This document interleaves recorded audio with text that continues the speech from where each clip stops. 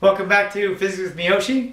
We're talking about more about Newton's laws of motion, and today we're going to talk about the second law, which says the net external force acting on a body gives it an acceleration proportional and in the same direction as that force and inversely proportional to its mass. In other words, our acceleration is equal to the sum of our forces divided by our mass. Or the more classic way that we remember it is F equals ma, or the sum of all our forces, or the net force, is equal to ma. Remember that force and acceleration are both vectors, and we'll talk about that more. When we think about Newton's second law, we have to think about different types of forces. There's applying forces, in other words, there's many different forces that can be applied to our objects. And when we think about that, we draw these little free body diagrams where we have our mass and we draw our forces that are being applied on those. And then what we do is we try to find the net force, and we do that by adding our vectors up vectorially. Again, we have to place our tail to our head, and a tail to the head, and a tail to the head. And then we can find our net force by adding them vectorially. Normally we would do this mathematically, but if I could, move these guys over here, then I would just add them up. But those are my net force. That net force is what acts upon it. And when we think about free body diagrams, we think of all the forces acting on a single point. So this point is very big, but it is just a single point. And there's also things called internal forces, which we're not worried about at this point in time. Just understand that they are there, but we're not really worried about them. So I could actually probably just put a little parentheses there.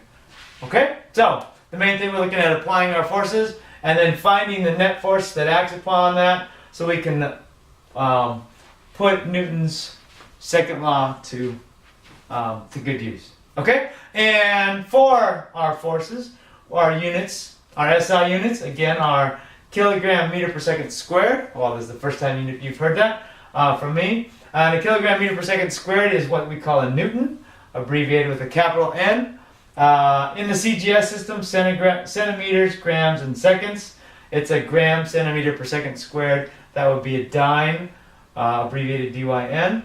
And in the British engineering units, it would be a slug foot per second squared, which would be a pound. And if you live in the United States, you're familiar with pounds. We often measure weight in pounds. Okay, and weight is actually a vector, believe it or not. It's a force and it's a vector. So one other thing to remember, and that is that acceleration is equal to our sum of our forces, or our net force, divided by our mass. What that means, and when it says inversely proportional and proportional, if it's proportional to the forces, then that of course means that as our force goes up, our acceleration also goes up. If our mass, since it's inversely proportional to the mass, then as our mass goes up, our acceleration would go down. So if I have the same forces acting on one mass that's half the mass of another one, then my acceleration on the smaller mass, the half one, would be twice as large. Okay, so remember, and the other way around would be if my mass went up, the larger one would be half as small if it was 2 times each other.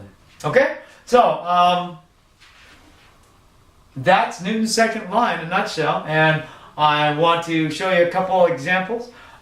These free body diagrams are going to be very important, and I just left this window up here to help you folks remember that we are in an inertial frame of reference, and again, you don't know whether I'm standing in a boxcar that's moving at a constant velocity, or if I'm actually in some place that's not moving at all because of Newton's first law.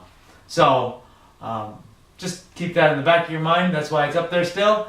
And remember that the sum of our forces, or our net force, is equal to our mass times our acceleration, or the acceleration is equal to our sum of our forces, or our net force, divided by our mass. Newton's second law. Thanks for tuning in, and we'll see you back next time for more physics with Miyoshi, when we'll do an example on Newton's second law.